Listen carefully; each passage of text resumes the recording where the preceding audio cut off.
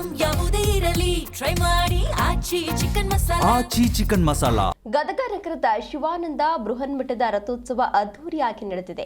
ಒಂದು ವಾರ ನಡೆಯುವ ಈ ಜಾತ್ರಾ ಮಹೋತ್ಸವದಲ್ಲಿ ಅಡ್ಡ ಪಲ್ಲಕ್ಕಿ ಉತ್ಸವ ಹಾಗೂ ರಥೋತ್ಸವ ಮುಖ್ಯ ಆಕರ್ಷಣೀಯವಾಗಿತ್ತು. ಅಡ್ಡ ಪಲ್ಲಕ್ಕಿಯಲ್ಲಿ ಈ ಬಾರಿ ಮಠದ ಹಿರಿಯ ಶ್ರೀಗಳಾದ ಜಗದ್ಗುರು ಅಭಿನವ ಶಿವಾನಂದ ಮಹಾಸ್ವಾಮಿಗಳು ಆಸೀನರಾಗಿದ್ರು. ನಂತರ ರಥದಲ್ಲೂ ಕೂಡ ಶ್ರೀಗಳು ಕಂಗೊಳಿಸಿದ್ರು.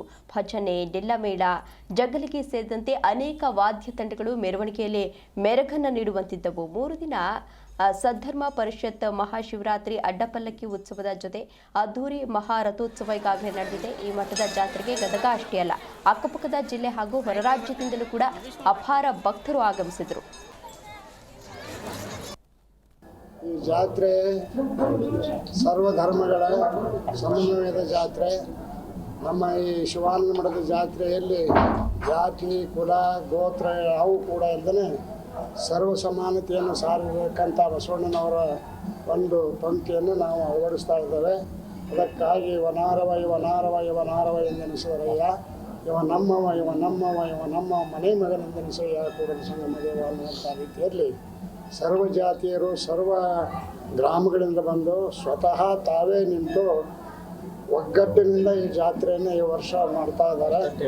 ಮತ್ತು ಹೋದ ವರ್ಷಕ್ಕಿಂತಲೂ ಹೆಚ್ಚಿನ ಸಂಖ್ಯೆಯಲ್ಲಿ ಈ 106ನೇ ಶಿವಾನಂದನ ಮಠದ ಜಾತ್ರೆ ಯಶಸ್ವಿಯಾಗಿ ಜರುಗುತ್ತಿದೆ. ಮತ್ತು ಮಾರ್ಕೆಟ್ನಲ್ಲಿ ಮತ್ತು ಬೀದಿಗಳಲ್ಲಿ ನಮ್ಮ ಪಲ್ಲಕ್ಕಿ ಉತ್ಸವ ಮೆರವಣಿಗೆ ಹಾದು ಬಂದು ತೇರು ಎಳೆಯುವ ಕಾರ್ಯಕ್ರಮ ನಡೆಯುತ್ತಿದೆ.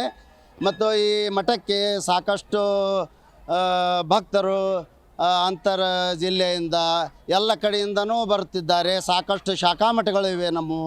ಆದ್ದರಿಂದ ಈ ಜಾತ್ರೆ ಅದ್ಭುತವಾಗಿ ನಡೆಯುತ್ತಿದೆ ಅಂತ ಹೇಳಲಿಕ್ಕೆ ನಾನು ಇಚ್ಛೆಪಡ್ತೀನಿ.